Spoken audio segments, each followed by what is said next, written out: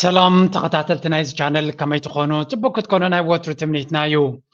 لومون كم وترو عبيا قداس النزل لوم زيناتاتن مسؤول زخيد عميق تنتنان حزنا لكم كريمنا لنا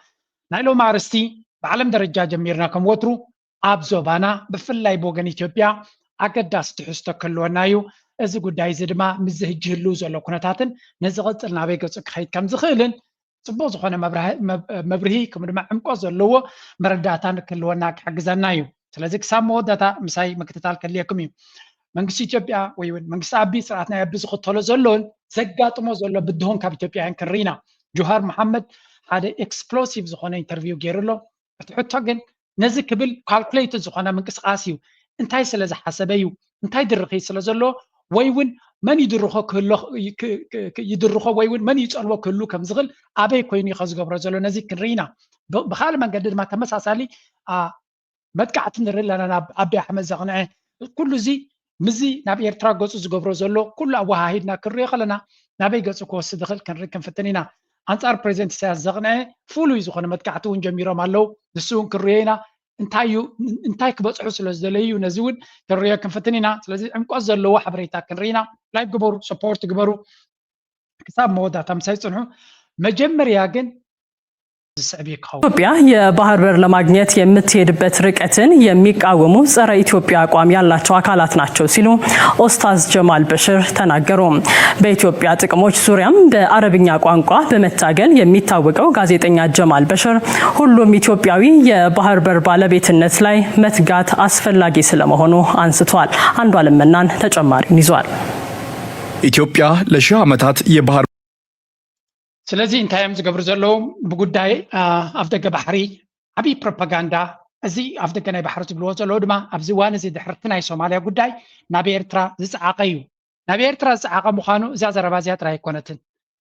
ብዛዕባ ጉዳይ ናይ ባሕሪ ደይ ምዝራባ ኢትዮጵያ ፀላእቲ ኢትዮጵያ ከምኡ ስለ ዝደልዩ እምበረይ ኢትዮጵያ ኣፍደገ ባሕሪ ስለዘየድልያ ኣይኮነን ብምባል ሰፊሕ ዝኾነ ፕሮፓጋንዳ ጀሚሮም ኣለው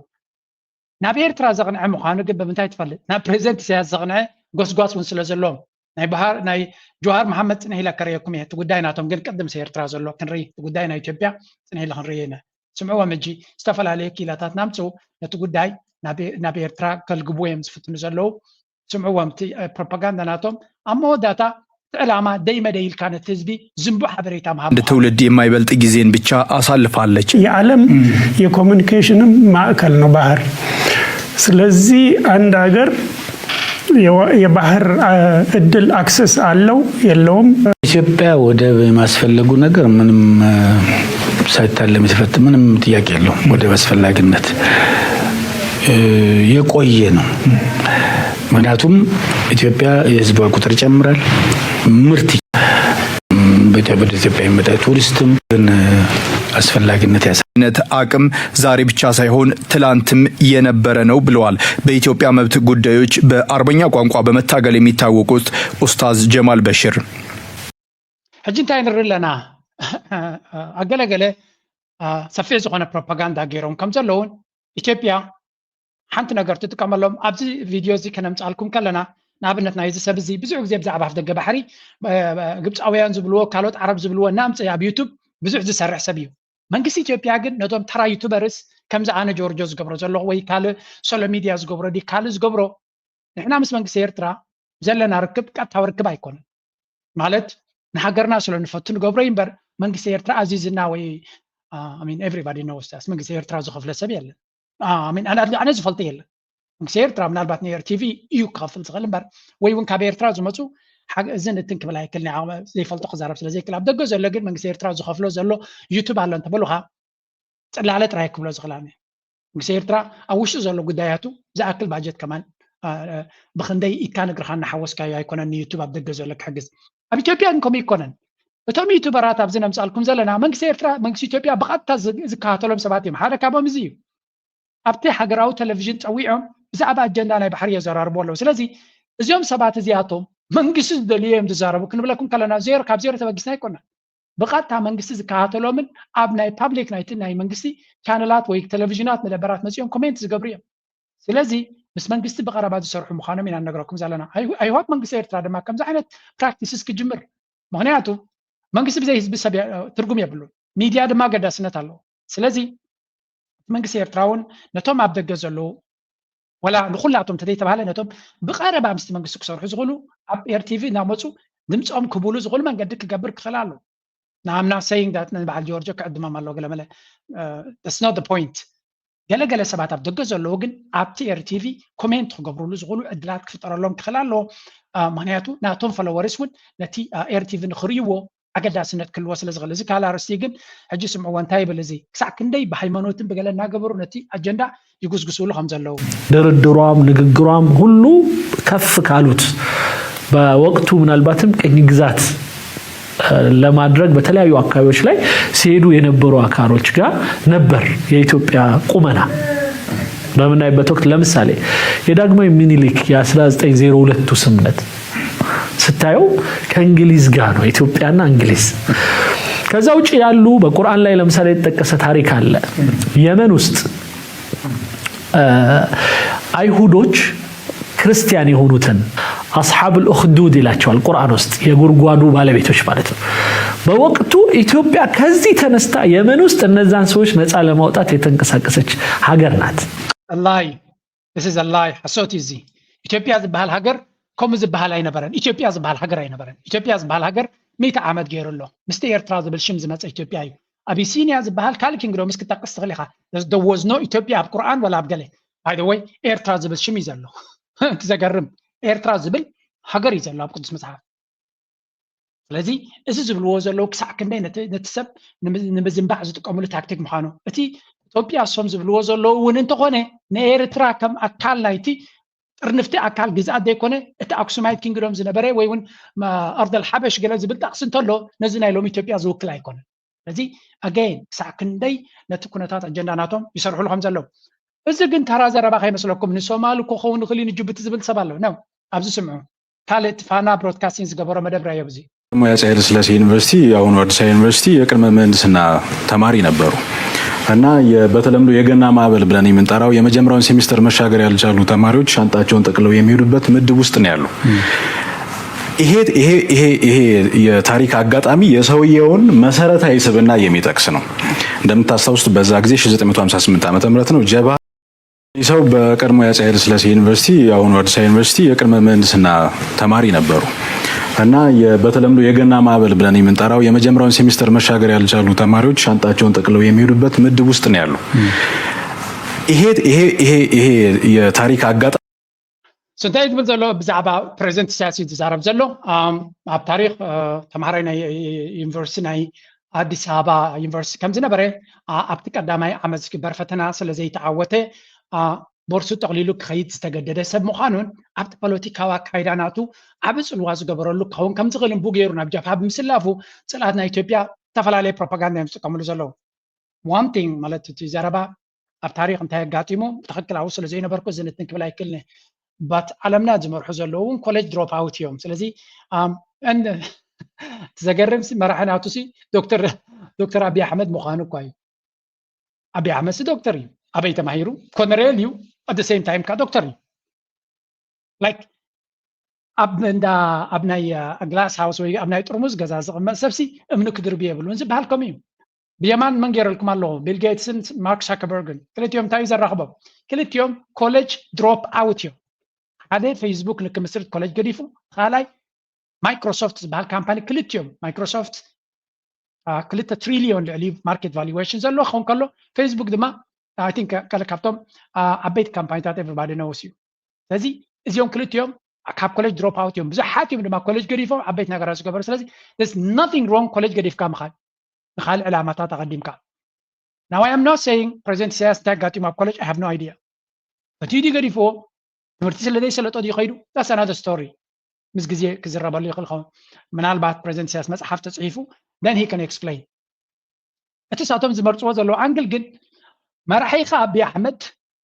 ዶክትሬት ኣለዎ ትብሎ ካበይ ገይሩ ኢንፋክት ኣብቲ ዩኒቨርሲቲ ንሱ ዝነበሮ ቲሲስ ናቱ ቼክ ምስ ገበርዎ ከባቢ 60% ፕሌጀሪዝም ቀዲሑ ከም ዝፀሓፎ እሱ ጥራይ ግን ከይከውን ብትክክል ከተማሂርዎ ድዩ ዝብል ኣርጊመንት እውን ዘሎ ምክንያቱ ዶክትሬት ዘለዎ ሰብ ኣብ ፓብሊክ ሚድያ ውፅእ ኢሉ ምስ ኢንተርናሽናል ሚድያ ብእንግሊሽ ኢንተርቪው ክገብር ዘይክእል ልዕሊ 5 ዓመት ኣብ ስልጣን ዘሎ መራሒና ንዛረብ ዘለና and by the way president says up test anshi dishandi galamala zgober excellent interviews abal Stanford di wala abgale college na university khaydu zgober interviews azun yalkum nere. The guy has an experience and he's confident bzabati maradatanaatu tarikhawi yakun economicawi yakun kal nagarat. ስለዚህ even abna admana izini president says darit malis kan tarikhayo as a person is well read ጽቡቕ ዝተማሃረ ጽቡቕ ከገናዝብ ዝኽእል ብኻልእ ከም ድሌት ክተዛረበ ትኽእል ኢኻ ብደረጃ ናይ ትምህርቱ ኣነ ልዕሊ ይፈልጥ እየ ካብኡ ንላዕሊ ተማሂረ ካብኡ ንላዕሊ ተመኩረ ኣለኒ ዝብል መራሒ we didn't see at least intellectual ክዛረብ ከሎ ነገራት ኣብ ምግንዛብ ጂኦፖለቲካ ምንባብ ውሕዳት መራሕቲዮም ክመርፅዎ ዝኽእሉ ክበልፅዎ ዝኽእሉ ተዲኹምሎም so እዛ ዘረባ እዚኣ ከምፅኡ ምኻሎም ክሳብ ክንደይ ኣብ ደርቲ ጌም ኣትዮም ከም ዘለዉ and this is also a clear indication the media na ab maricho zolom seritra sab kunday campaign and again strategy raywo exactly na present says zagn ay tmakati abi ertrawan gale kon zuqa kam strategy mhiza mazalo tamay gerka regime change kublo khalo ni present says nimlay zገብርዎ ዘሎ ታክቲክ ምኻኑ ምናልባት abi ahmed bashir al-assad ari ተተባሂሉ bashir al-assad ንምእላዩ ንዑ ያ ቀንደ ተመልከት ያ ጉዳይ ያ ክትርዶ ዘለዋ bashir al-assad ኣብ ዓዱ حتيقوم زواجو زنبريم عليهم if he had any brain أبعدو كل تسلست عينت أتوق وجلي زلوا so the situation ناي بشار الأسد زيادة نوعية سكات فترة لزقبا and I think كاب سكات تبقى سكون كم زغليهم تين تايب لوزي gaslighting بلو نتنعوس معزلو insecurity ناب كالوت أو source كقبري فتنالهم again إذا تقبروا زلوا أقلي رسح بوليتيكاين عن رزالنا but again كنت أقول لكم كلامنا أنا نات علامة زخونة يخون نقع كبيتوبيا زمز نحدنا تزبير ترك فلالية بلو زيادة رأيتها أبزي channel إذا كنت صار نخل بيتوبيا زمز سناي نجر كله كم زي كلكم فلتن كلامنا historically تاريخاوي مرداتا نعمتات كي كتكا كسب لومك أربعة طريقة كبيتوبيا كم تزغل سناي نجر كم زي اللي قلت لكم نهزبير ترح اليوم لا يفلتونيهم عدل ترخيبهم كم حجي كنديك 3-4 جزيرين يلنا اجري ما بيجي ونسيك خو اوش تعدم زل اثيوبيا عقبه حتى السلام زي هابو يرترا خيدهم بحر خانات اموت السلام كبخات حسب زلغه كسع كندي بهامن عشان خاطر يكون لك زغل كن من تايا بيرترا بوليتيكا فلا لك ጉዳይናትካ ከም ሱዳን ካብ ሱዳን ዝገደደ ከጋጥመካ ካብ ሶማሊያ ዝገደደ ካብ የመን ዝገደደ ካብ ሊቢያ ዝገደደ ምክንያቱ ዓለም ሙሉ ወላውን ሕማቅ كل ዓለም ሙሉ ዝተረዳዳሉ ፌደሬሽን ውን ዝጣሓሱ ሃገር ኢና ንዛረብ ዘለና ኣዲሁም ሎም ፌደሬሽን ኤርትራ ትደለይ ነበረት ግን ኢቭን ንዑጥ ሒሶ ኤርትራ ናትና ንብረት ያይሎም ክሳብሎም ዝብጉት ዘሎ ሰባት ኢና ንርብ ዘለና ስለዚ ዎች ኣውት እዚኦም ክገብሩካ ዝኽእሉ ካላርስቲ እንተቲ ኣመላልሳናቶም እቲ ገይብናቶም ተተረዲኻ ኣብ ነፍስኻ ኢኻ ፎክስ ክገብር ዘለካ you have no power መንግስቲ ኤርትራ እንታይ ስትራቴጂ ኣለዎ ኣንጻር ኢትዮጵያ ካላርሲ ህዝቢ ኤርትራ ብፍላይ ድማ ኣብ ሚድያ ዘለና ኣብ ሓድነትና ህዝብና ዝያዳ ክንሰርሕ ክንክእል ኣለና ኣብዚ እዋን እዚ ወልቕ ዘለቕን ምብትታንን ዝኾነ ይኹን ኣስተዋፅኦ ክህልዎ የብሉን and this doesn't mean እዚ ማለትካ ስጋት ኣለዎ ኤርትራ ፍሪ ኣለዎ ማለት ኣይኮነ ኤርትራ ምህላዋ ኣይኮነን ሎሚ ኣብ ሰውራ ካላውን ብቕልፂ ማያ ጠጠው ኢላ ተርዲኹም ሎሚ ኣብ ሓውሲ ሰላም እያ ዘላ ድሓር ድማ ሰራዊት ናታ latestly battle tested እዩ ሰራዊት ናይ ኤርትራ እዚኣ ክነግረኩም ፅቡቅ ጌርኩም ከተስተውዕልሉ ሰራዊት ናይ ኤርትራ ኣብ ኣፍሪካ ካብ ዘለዉ ክሳብ ሕጂ ናይ ዓወት ትራክ ሬከርድ ዘለዎ ሰራዊት ዘለዎ ኤርትራ let me repeat this again ኣብዚ ሓንቲ እናራኹም ክነግረኩም ሰራዊት ናይ ኤርትራ ክሳብ ሕጂ ኣብ ኣፍሪካ ናይ ዘይተሰዓረ ታሪክ ዘለዎ ሰራዊት ኣሎ ናይ ኤርትራ እዩ again and again እናሰዓረ ደው ኢሉ ዘሎ ሰራዊት ዘለዎ ሃገር እዩ there's nothing ኤርትራ ክትፈርሃሉ ትኽእል ኣነ ኣብዚ ከም ፃልኩም ከለኹ ሓደ ስጋት ጥራይ ዘለዎ ኤርትራ ናይ ኤርትራ ትስምዓኒ ግዜ ከየኽስሩና ግዜናን ፀጋታትናን ከየባኽኑልና ጥራይ እምበር ኢትዮጵያ ኣብዚ ሕጂ ዘላቶ መልክዕን ቅርፅን ዓለምና ኣብዚ ሕጂ ዘላቶ ደረጃ ካብ ኢትዮጵያ ክመፅእ ዝኽእል ወታደራዊ ስጋት ንኤርትራ ክፈጥረላ ዝኽእል ነገር የለን the moment they try something ዝኾነ ነገር ኣብ ኤርትራ ተፈቲኑ 4 ኪሎ ቦቱ ክኸውን ከም ዘይኮነ ፈሊጥ ኣሎ ክፈልጥ ክኽእል ኣሎ ዋይ ሓደ ኢትዮጵያ ብዙሕ ነቕዓ ኣለዋ ንኢትዮጵያ ቅድሚ ኤርትራ ከፍርሳስ ዝደሊ ግብፂ ዝበሃል ኣሎ ገበል ተዋዲዱ ፅበ ዘሎ ስለዚ ብመንገዲ ፋኖን ብመንገዲ ካልእ ገይሩ ብለገፍ ናይ ኤርትራ ኣብይ ኣሕመድ ኣብ ኩርሲ ክስእና ምዃኑ እዚ ኩሉ ሰብ ክተኣማመነሉ ዝኽእል ነጥቢ እዩ ስለዚ ንፖለቲካዊ ሃልኪ ዓጀውጆ ክብል ይኽእል እዩ but when really ኣቢ በዚ ሓደገኛ መንገዲ ክኸይድ ተደልዩ ኤርትራ ኣብ 3-6-7-8 መድረኻት ዝተፈተነ كساب حجي دما زي تسعره تراك ريكورد ويون تاريخ زلو سراويت زلو لذي إرترا بناي أبي بزلو حلو حكايدا زلو أوشت دما تسقم زلو سكات كسم هايكلني that's another story أنا ترى يكون كنز بلا زلو أبزي سمعون ጀመርኩት እንዲመታ አይደለም እኛ ከአማራ ጋር ከትግሬ ጋር ከሶማሌ ጋር ያሉን ሊኖር ጠቅላይ ሚኒስትር አብይ ወደ ስልጣን እንደመጡ ብዙ በጎ ነገሮች በንግግርም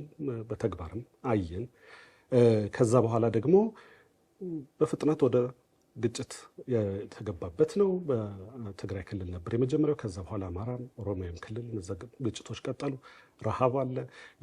የተገባበት ነው። በትግራይ ክልል ነበር የመጀመሪያው። ከዛ በኋላ አማራም ኦሮሚያም ክልል ግጭቶች ቀጠሉ። ረሃብ አለ። የኑሮ ውድነቱ እጅግ በጣም እየተባባሰ ነው የመጣው። የቱ ጋ ነው ኢትዮጵያ መስመሯን ስታው ወደዚህ የገባችው ባንተ እምነት? አብይ ከመጀመሪያውም መስመር ላይ አልነበረም። ከምድሪዮ ዘለና ጆሃር መሐመድ ኣገዳሲ ኢንተርቪው ገይሩሎ ካልኩሌት ዝኾነ ኣብ ኣገዳሲ መድረክ ድማ ገይርዎ ዘሎ ኢትዮጵያ ጥሜት ኣለዋ ናይ መነባብሮ ሕሰም ኣሎ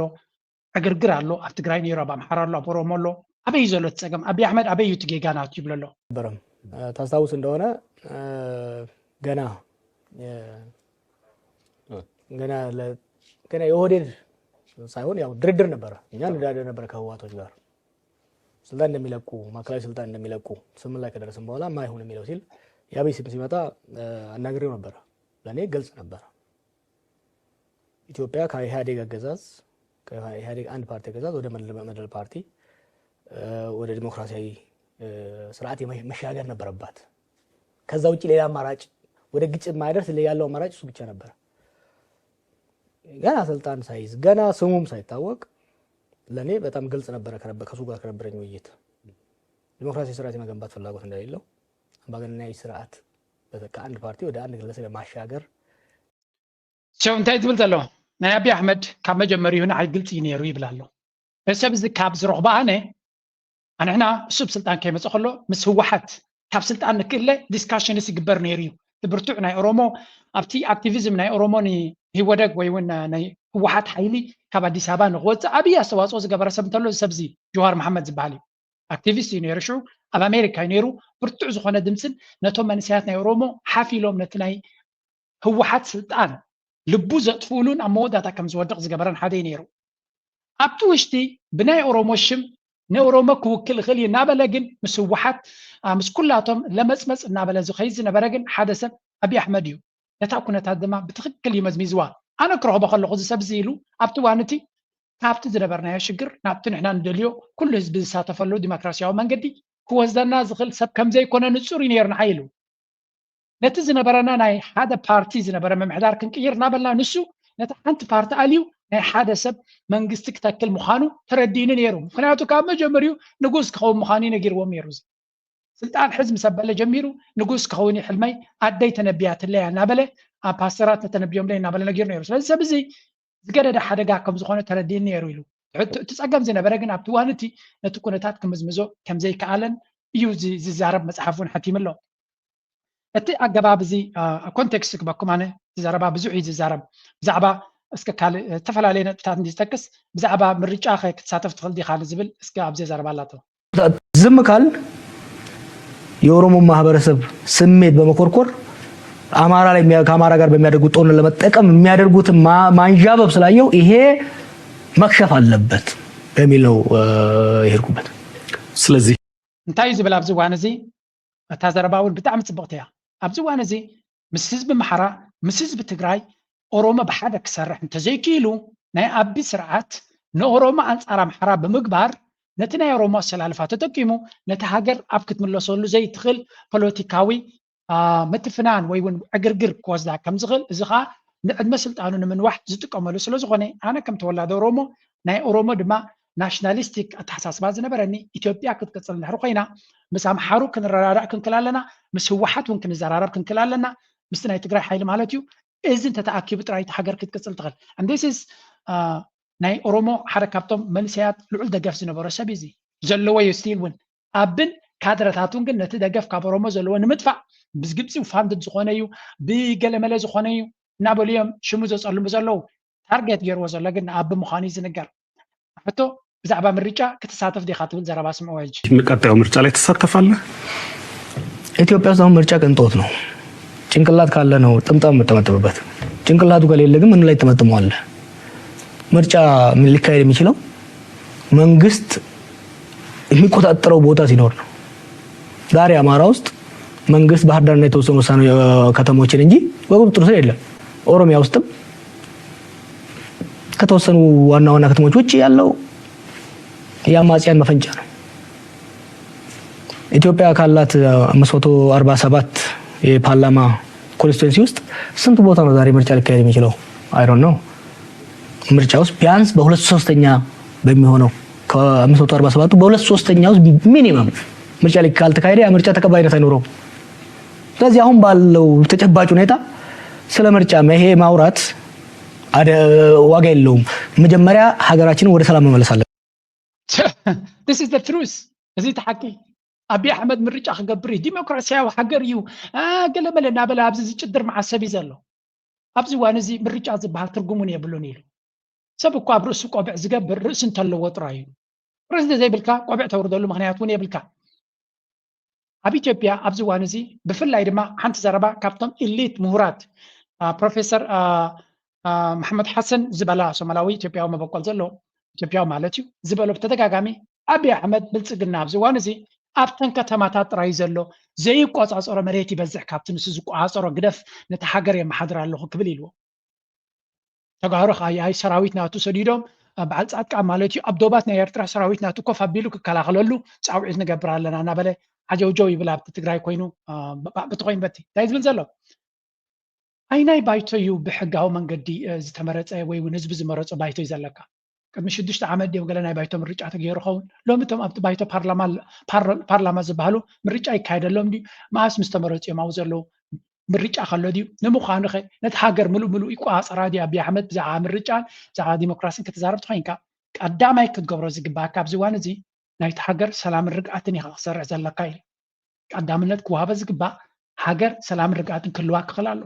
ብፈቀዱ 50 ሰብ ተቀቲሎም 20 ሰብ ተቀቲሎም ከምዚ ኮይኑ በዚ ተፈንጂሩ በዚ ቦምባ ተገይሩ ሰላማዊ ሰልፊ እናተገበሩ ተቀቲሎም በዚ ተኣሲሮም ኣብ ኢትዮጵያ ዘሎ ዜና አብይ አሕመድ ነዚ ዜና እዚ ንምቕያር ኣብቲ ፕሮጀክት ተመሪቀ ኣብቲ በለጭ ኦፍኮርስ ገዛውቲ ይሰርሓለ እዩ ነገራት ትሰርሓለ ኣብቲ ከተማታት ንሪኦ ኣለና ማለት ኣይደን ኣብቲ ቦታ ኮይና ንሪኦ ኣለና ግን ዝምረቕ ገዛውቲ ቀፃልና ንሪኦ ዘለና እቲ ከተማታት ናይ ኣዲስ ኣበባ ብልጭታትን ብዘብለልጭጭን ገለ ገይርዎ ኣሎ እንዲስ ዩ ሃቭ ቱ ጊቭ ኢት ሓቂ እዩ ኣብ ቪድዮ ንሪኦ ኣለና ቪድዮ ብኻልእ ሰሪሖሞ ዝብል ክሳብ ዘይመፀ ተሰሪሑ ኣሎ እዩ እንተቲ ብዛዕባ እቲ ሃገር ሓድነት ንምፍጣር ግን ሃገር ኣብ ቅልውላው ዘላ ሃገር ምዃኑ ኢና ንርኢ ዘለና እዚኣቶም ድማ ከምኡ ይብሉ ኣለዉ እዚ እሱ ዝብሎ ዘሎ ኣብ ካልእ ክሰምዖ ትኽእሉ ናተይ መረዳእታ እንታይ እዩ ጁሃር መሓመድ ኣበይ ይቕመጥ ኣሎ ኣብዚ እዋን እዚ ኣብ ኬንያ እዩ ዝቕመጥ ዘሎ ናይሮቢ ኣብ ናይሮቢ ኬንያ ከ እንታይ ኣሎ ኣብዚ እዋን እዚ ኣብ ዝሓለፈ 2-3 ዓመት ኬንያ አንከር ስቴት ናይ ኣሜሪካ እያ አንከር ስቴት መልሕቕ ናይ ኣሜሪካ ኣብ ቀርኒ ኣፍሪካ እያ እንታይ ማለት እዚ እንታይ ስለተኣማመነ ኣብ ኬንያ ተቐሚጡ ኣንጻር ኣቢ ትዛረብ ዘሎ ኬንያስ ቀረባይ ንኬንያ ናይሮቢ እዚ ቀረባይ ንኣቢ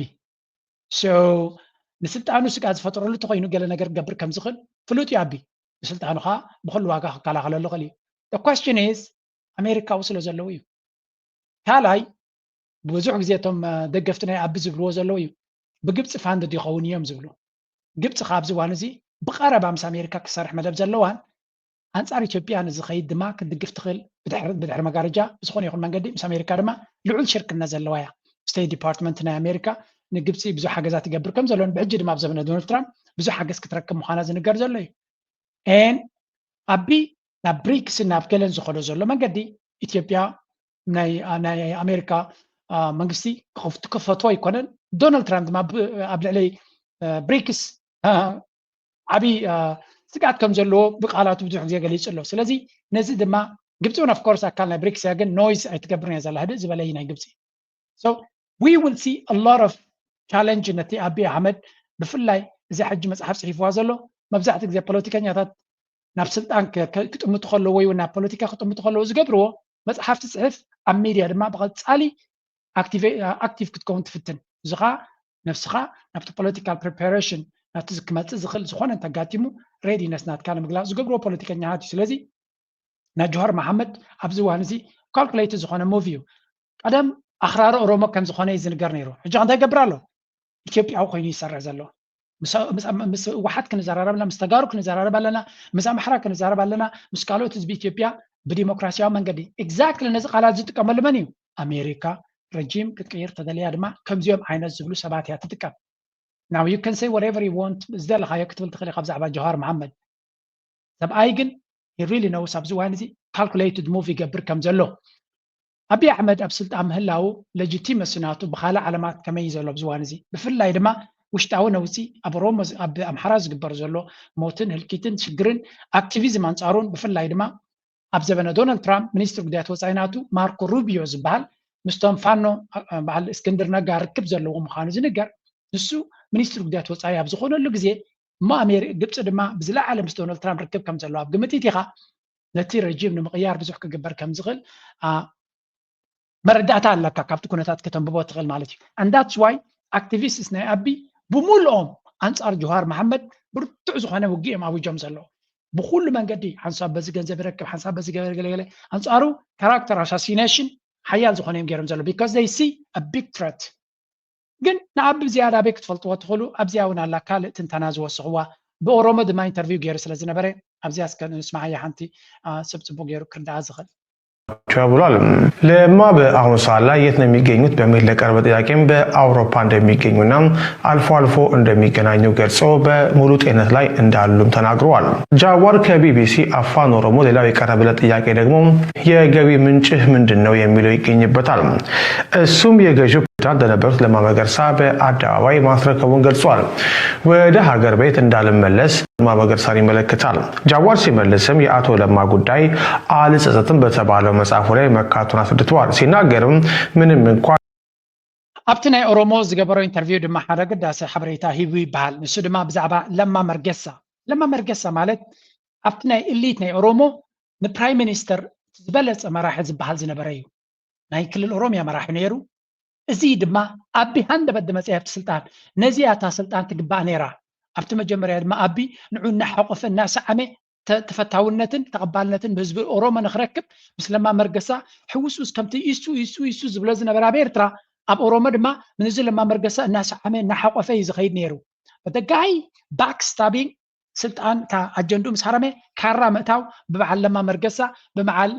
ጆሃር መሐመድ ይጀሚሮን ጆሃር መሐመድ ባይ ዘ ወይ እስር ቤት እዩ ክንደይ ከም ዘከላበተኑ ዝክረይና ነዚ ለማ መርገሳ ድማ ካብ ኢትዮጵያ ሃዲሙ ካብቲ ኩሉ ዝነበረ ስልጣን ሃዲሙ ኣብ ኤውሮፓ ይቕመጥ ከም ዘሎ ይዝንገር። ሰብ እዚ ኣብ እስራኤል ከም ዝተምሃረን ዌል ኤጁኬትድ ሰብ ምዃኑን ስማርት ሰብ ምዃኑን ይዝንገረሉ።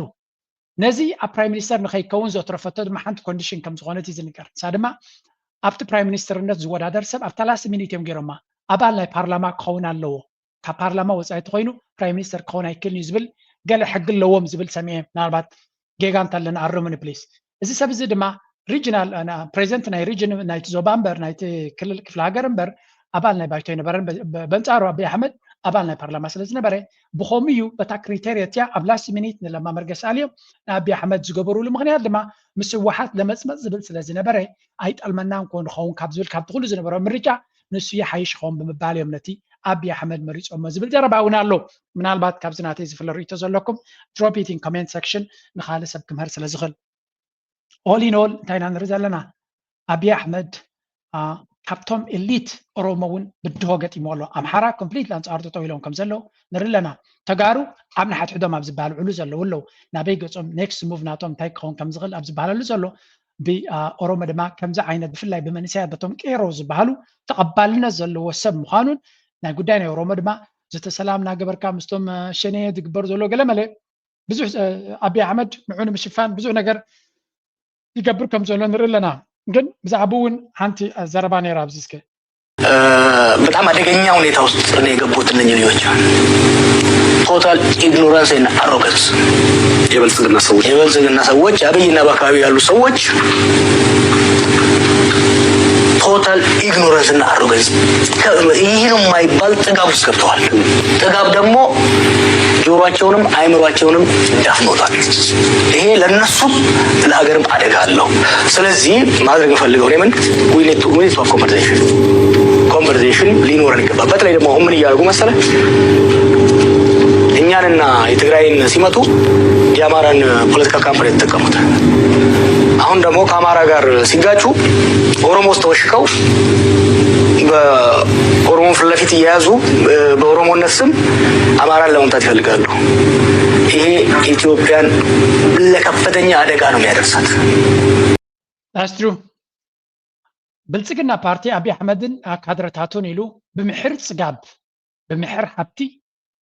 ካብ ኩንነት በተሓደ ሕልፍ ዝበለ ትዕቢት ተደመሮ ድንቁርና ትዕቢትን ድንቁርና ተደሚርካዮ ሓደገኛ ጉዕዞ እዩ ዝኽየድ ኢሉ እዚ ኩነታት እዚ ድማ እንታይ ፈጢሩ ለይሎ ንትግራይ ከጥፉ ከለዉ ንተጋሩ ኤሊት ኢሎም ነቲ ትግራይ ዞባ ናብ ዜሮ ክመልስዎ ከለዉ ንኣምሓራ ኣብ ጎኖም ገይሮም ንኦሮሞን ኣምሓራን ተጠቂሞም ብታርጌት ገይሮም ነጭ ኢሎም ነቲ ናይ ትግራይ ሓይሊ ከም ዘልመስዎን ልክዕ ንዑ ነቲ ናይ ኣምሓራ ድማ በቲ ናይ ኦሮሞ ተኸልኪሎም ምስ ካልኦት ነገራት ኮይኖም ከዓ ንኣምሓራ የዳኽሙ ኣለዉ። እዚ ድማ ኣብቲ ሃገር ዓብ ስምብራት ዘለዎን ቁስል እዮም ዝገጥፉ ዘለዉ ንኢትዮጵያ ድማ እቲ ዝዓብዪ ሓደጋ ክኸውን ዝኽእል እዚ ጉዳይ እዚ እዩ። እዚ ኣርጊመንት እዚ እንታይ ዝነግረካ ሓደ በቲ ወገን ኦሮሞ ዘይተሓጎሰ ምስ ኣቢ መጀመርያ ኦሮሞ እዮም ዝቃወምዎ ነይሮም ኣክቹሊ ክሳብ በዓል እቲ ዓበይቲ ደረፍቲ ናቶም ዝተቐትልሉ በዓል ጀዋሃር መሓመድ ዝተኣሰሩሉ ብኡ ገይሩ ኣፎም ኣትሒዝዎም እቲ ቃልሲ ድማ ዝጀመረ ማለት ናይ ኦሮሞ ንሱ ከም እናገበረ ከሎ መን ይድግፎ ነይሩ ኣምሓራ የጣቅዕሉ ስለ ዝነበሩ ጫውጫው ናበሉ ደረፍትን ገለመለን ነቲ ናይ ኦሮሞ ከም ዝፅቃድ ገይሮሞ ድሕሪኡ ንኦሮሞ ብሙሉእ ሒዙ ህወሓት ክወርኹም ይመፅለው ነዛ ንእሽተይ ስልጣን ዝረኸብኩማ ከጥፈብዋ እዮም ስለዚ ሃየም ሳይኮኑ ምስ በሎም ነቲ ቃንሶም ገዲፎም ፓስተራቱን ገለመለታቱን ኮይኖም ኣምሓራን ኦሮሞን ኮይኖም ነቲ ትግራይ ንኤርትራ ለሚኑ ንገለን ነቲ ትግራይ ዘውደቆ እዩ። ልክዕ ትግራይ ምስ ወደቀሉ ድማ ንኤርትራ ሕቋ ሰይሩ ጠሊሙ ካብቲ ኩናት ከይወፅእ ከሎ በታ ዝነበረቶ ሞመንተምን ሓይልን ንኦሮሞ ዝበሃል በይኑ ኣሰልጢኑ ፀኒሑ ነቲ ኣምሓራ ዝበሃል ድማ ዕጥቂ ከፍትሖሞ ንኩላቶም ንትግራይ ረሚስካ ንኣምሓራ ኣዳኺምካ ኦሮሞ ድማ ኣነ ኣለኹኹም ግዜኹም ኢልካ ንኦሮሞ ኣብ ስልጣን ኣምፂኻ ነቲ ሃገር ንጉስ ኮይንካ ተመሓድራ ነይራታ ካልኩሌሽን እቲ ካልኩሌሽን ናቱ ግን ከምቲ ዝደለዮ ኣይሰርሐን። ስለዚ እዛ ሕጂ ዘለና እቲ ኣምሓራ ዝበሃል ከምቲ ንሱ ዝደለዮ ፈርከሽከሽ ክብል ዝተፀበዩ ኣብ ሰሙናት ከምኡ ክኸውን ስለዘይከኣለ እቲ ብኮናቱ እናተገጠመ ምስ ከደ ስቲል እታ ጉዳይ ትቕፅል ኣላ ግን እቲ ውፅኢት ንሱ ዘለዮ ክርከብ ኣይተኻለን። እዚ ስለዝኾነ ድማ ካልእ ብዙሕ ፕሮፓጋንዳታት ክግበር ብጎኒ ጎኒ እዚ ዝግበር ዘሎ ኩሉ ሰብ ድማ ከሰዕለሉ ዘለዎ ሓደ ካብኡ እዚ ስምዕዎ እስከ ብወገን ሕሞራ ሰራዊት ኤርትራ ዝግበር ዘሎ ጽዑቕ ምንቅስቃስ ትኩረት ብዙሓት ስሒቦሎም ካብ ዓዲ ኢሮብ ክሳብ ጫፍ ምዕራብ ትግራይ ገማግም ሩባ ተከዘት ስትራቴጂክ ቦታታት ትግራይ ተቆጻጺሩ ዝቕጽል ዘሎ ሰራዊት ኤርትራ መፍርሒ ምንቅስቃሳት እናገብረ ከም ዝኾነ ተሰሚዑ ኣሎም። ብወገን ኢትዮጵያ መንግስቲ ኤርትራ ነቶም ኣንጻር መንግስቲ ፌደራል ዝዋግኡ ዘለዉ ዕጡቃት ፋኖ ብምሕጋዝ ዝኽሰስ ዘሎ ኮይኖም ኣብዚ እዋን እዚ ድማ ብወገን ምዕራብ ትግራይን ምብራቃዊ ክፋላት ሱዳን ተጠቂሙ ርክብ እናገብረ ከም ዘሎ እዩ ዝኽሰስ። ኢትዮጵያ እውን ጉዳይ ኣፍ ደገ ባሕሪ ዓሰብ ንምውናን ዘኽእሉ ዲፕሎማስያዊ ናይ ፕሮፓጋንዳ ኢንቨስትመንትን ትገብር ከም ዘላ ሚድያታት እቲ ሃገር ብወግዒ እናገለጻ ይርከባ። ብኻልእ ገጽ ድማ ስትራቴጂካዊ ሕቶ ዓሰብ ብወገን ኢትዮጵያ መንግስቲ ኤርትራ ንስምምዕነት ኣልጀርስ ጥሒሱ ንላዕለውያን ግዝኣታት ኢትዮጵያ ተቆጻጺሮም ወተሃደራዊ ድፋዕ ገይርዎ እዩ ዝርከብ ተባሂሉ እናተኸሰሰ እዩ ዘሎ። እዞም ሰለስተ ምክንያታት ድማ ብቕንዱም ኣብ መንጎ ኢትዮጵያን ኤርትራን ዘሎ ወጥሪ ሰማይ ኣዕሪጎምዎ ዝርከቡ ኮይኖም ብክልቲአን ሃገራት ናይ ሚድያ ጎስጓስን ጸለመት ጽልእን እናተኻይዱ እዮም ዝርከቡ። ሎሚ ቅነ ኣብ ቱርኪ ከተማ አንካራ ዝተገበረ ስምምዕነት ኢትዮጵያን ሶማልያን ስዒቡ ፕሬዚደንት ኤርትራ ኢሳያስ አፈወርቂ ናብ ጸቕጢ ከም ዝኣቶን እቲ ሞቃዲሾ በኩል ወደ ትግራይ የጦር መሳሪያ እየገባ ነው። ህወሓት ለጦርነት እየተዘጋጀ ነው። ለዚህም አዳዲስ ተዋጊ ወታደሮችን እየመለመለ ነባሮቹንም ወደ ማሰልጠኛ ካምፕ እያስገባ ግንም ጀነራሎቹን አካቶ አስቸኳይ ስብሰባ ላይ ነው። የህወሓት ጀነራሎች ባካሄድ ልዩነት ለሁለት ተሰነጠቁ። እነዚህ ዜናዎች በዚህ ሳምንት ትግራይን አስመልክቶ የተሰራጩ ናቸው። በእርግጥም ትግራይ ከጦርነት መልስ በሌላ የጦርነት ዋዜማ ላይ ያለች ትመስላለች። ብሓፈሻ እንታይና ንርኢ ዘለና እቲ ጉዳይ ናይ ኢትዮጵያ ብፍላይ ኣብ ትግራይ ዘሎ ኩነታት ድማ ናብ ካልእ መኣዝን ክኸይድ ከም ዝኽእል እዩ ዝንገር ዘሎ። እቲ ዘረባ ናቶም ካብኦም ንስማዓዮ እቲ ሓሸውየ ድማ ይቕፅል። ጨኒቕዎም ዘሎ ናይ ኣምሓራን ናይ ኦሮምያን ኣብቲ ሻዕብያ ዝገብሮ ዘሎ ናይ ጎስጓስ ናይ ባእሲ ኣብኡ ግን ከይትኣቱ ትግራይ ግን ስጋት ኣለዎ። ኣብኡ ኢድ ከይትሓውስ እሞ ዕድሜኦም ዕምሮም የብቃዕ ኣሎ ማለት እዩ ናይ ብልፅግና እዚ ገለቶም ሕወሓት ታምዙልቶም በጽሕፈት ዋዘድ አሞኮ ሰናይ ዜና እዮም ዝብልዎ ሰናይ ዜና ብምንታይ ብረብሓ ትግራይ አይኮነን ታዳ አብይ ደንጊጹ ንዕበሉ ስኻትኩም ሓዝዋዛ ናይ ግዜያዊ ምምሕዳር ክብለና እዩ አብይ ደንጊጹ ምስገባና ተሓጋዊ ክስታይና ክበልና እዩ አብይ ደንጊጹ ነዞም ንሕና ዘይንደልዮም ሰባት በቃ ተሰናቢት ክብልኩም ክብለና እዩ ንዓቶም ነዞም ብቁፅሪ ሓደ ፀላእቲ ገይሮም ሰሪዖምዎም ዘሎ ባይዞ ነቶም ተጋሩ መቃልስቶም እዮም እዚ ብሕወሓት እቲ ትግራዋይ እንታይ ዝበሃል ኢተርናል ኢነሚ ዝበሃል ኣሎ ምሽ ሓቂ በቃ ሲሉ መግለፂ ስለዛ አታ ጠቅላላ ቅድመ እዚ ኤርትራ ፈኪራ ካልፈኪራ ዋላ ዓሰርተ ይፈክራ ወላ ይወሰኻ እንዲያውም እንታይ ትገብር ሓንቲ ኤርትራ ይኩም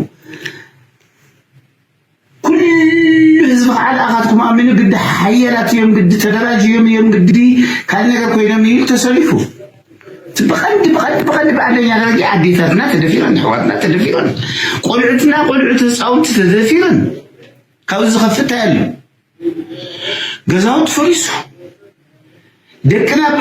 بمليونات هليهم توديهم كيلو نالنا كاو ميتنا فريسو ميتنا بتي كيلو مكينا نايزهم حواتنا مساريهم بزع مسعهم فاوريكم بزع كل هاليقول تدمسيسو حزقتهم كتوسو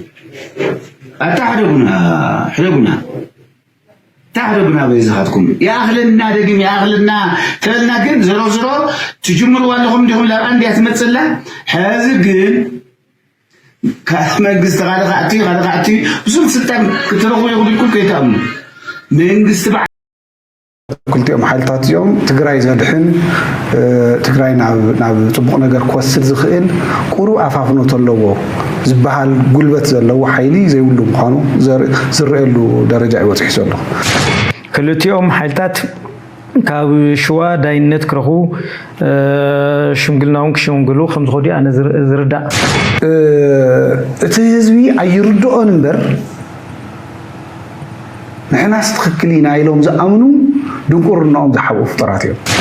دورتين مس ጌታቸው ዘለው ጎንጽ ከድሮ ይዝግባ ነይሩ ለባም እንተዝኸውን ጌታቸው ምስ ደብረጽዮን ዘለው ጎንጽ ለባም እንተዝኸውን ከድሮ ይዝግባ ነይሩ ከድሮ ይዝግባ ነይሩ አማኑኤል ኣብ ዶፕ ኢትዮጵያን ኤርትራን ናይ ኢትዮጵያ ሰራዊት ጥራሕ ዘይኮነስ ካልእ ሰይጣናውቱም ተዝመጹ አይጸልን ኢልካ ካብ ናይ ኢትዮጵያ ሰራዊት ሰይጣን ኣሎ ምድሪ ላይ ኣይኣምንን ኣነ ምዝ ሓይሊ እዚ ሰላም ክፍጠር ይከኣልን انتينا نريد لنا تي اب تግራይ ዘሎ ሓሸውዬ ኣብ ዝለዓለ ደረጃ በጽሑ ከም ዘሎን ኣብቲ ፖለቲካዊ መርሕነት ጥራይ ዘይኮነ ወላ ኣብቲ ኤሊት ዝበሃልውን ገለ ናይ ኤርትራ ሓይሊ ሕሸና መን ሕራይ ምስ በሎም ግን ንሻዕብያ ሕሸና ክብል ከሎ ገለ ድማ ኣቢ ሕሸና እቲ ፌደራል ሕሸና ኣብ ዝብል ነቲ ሃገር ኣብ ዝለዓለ ሽግር ነቲ ክልል እቲ ኣብ ፀገም ይትይዎ ኣሎ ኣቢ ኣሕመድ ድማ ኩሉ ነዚ ካልኩሌት ይገብር ኣሎ እንታይ ክገብር ከም ዝኽእል what is his next move we'll see ምስ ግዜና ክንሪዮ ኣብዚ ኩሉ ግን ዝኾነ ይኹን ናበይ ምንቅስቃስ ክገብር ምዃኑ መንገዱ ዘይፍለጦ እንተሎ መንግስቲ ኤርትራ which is really good ከምዚ ዓይነት ጂኦፖለቲካዊ ኩነታት ናትካ ጉዕዞ ክትነግር የብልካ you have to remain silent yes መንግስቲ ኤርትራ ነዚ ኩነታት እዚ ክትጥቀመሉ ከም ዝግባእ ናትና ድሌት እዩ ብኩሉ መንገዲ ኣላየንስስ ናቱ ምስ ግብፂ ዝግበር ዘሎ ምስ ካልእ ጭቡጥ ብዝኾነ መንገዲ ነቲ ሃገር ግርዕናታ ክሓንፀላ ዝኽእል እቶም ነቲ ምስቲ ናይ ኤርትራ ስትራቴጂ ዝገጣጠም ዘለዎም ሓይልታት ድማ ምሳቶም ዕንቋት ዘለዎ ተግባራዊ ስራሕ ንምግባር ክጓየየሉ ዘለዎ ነዚ ዕድል እዚ ድማ ክሓልፎም ከም ዘይብሉ ብርግፅ ድማ እቲ ክመፅእ ዝኽእል ሓደጋ ኣቢ ኣብ ኣቕሊ ፅበት ስለ ዘሎ ዝኾነ ይኹን ሓይሊ መፅኡ ንስልጣንካ ከነናዊሕ ኣጀንዳ ግበረልና እንተኢልዎ ብክልተ ኢዱና ዘለለ ክኣቱ ምዃኑ ዘርኢ ምክንያት ኣሎ ስለዚ እዚ ኩነታት እዚ ብኣንክሮ ምዕዛብ ከም ዘድልን ነቲ ኩነታት ናንበብካ ብትክክል ዘድሊ ምድላዋት ምግባር ስና ኣእምሮ ነቲ መንእሰይ ድማ ናይ ብሓቂ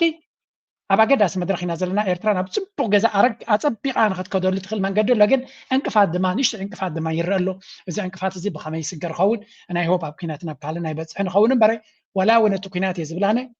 ንኤርትራ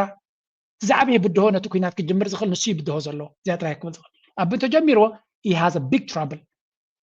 በዚኣ ጥራይና ክንዛዝሞ ንኽእል ናይ ሎም ኣርእስቲ ኣብዚ ክንውዲ ኢና ኣገዳስነት ዘለዎም ዝበልናዮም ትዕዝብታት حبريتات حزنا باهم كنقربنا نسخاتكم دما نتي حبريتا نخالو تقداسين تلكم شير قبروا لايك قبروا سبورت قبروا انت سهرنا دخلنا دما حجز نابلكو نايلو مارس بزغودي مزيات امتي سراح اول سعيدن ميرونن كتفكمي سمعوا وي مكال قوني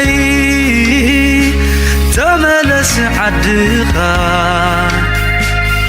يقللالو السلام أبقزها إلل إلل إلل إلل إلل يغرن بحال تلازمتيها زوناتنا نبتاح علي لسان الصغار وخعت مقبر صار الأهوات قراك ما يتكالو لوم يلن شويت عرر وديلو نامرو فينات شرح خان قناي كان جهنم سختت مران ملس أبسناهنا نقدت تبلا اللحمو تبلا اللاقلت تبلا اللاقر تبلا الامريت شنقر عروس هليعو قوانو زتلله مفتح بيتو شيطو وحيو دم زدقله دولار تقول بيبو كفأت تمهلله أبقفو نهبنا تمن زتقلله يا كل تبلا الامريت يا كل حريت ود حريت قالنا نبحري قالنا نمدري قدام سحدركا قديدو كبهري إنك إيدي حزن إيدك موهبني حادنت مزمورنا بحدي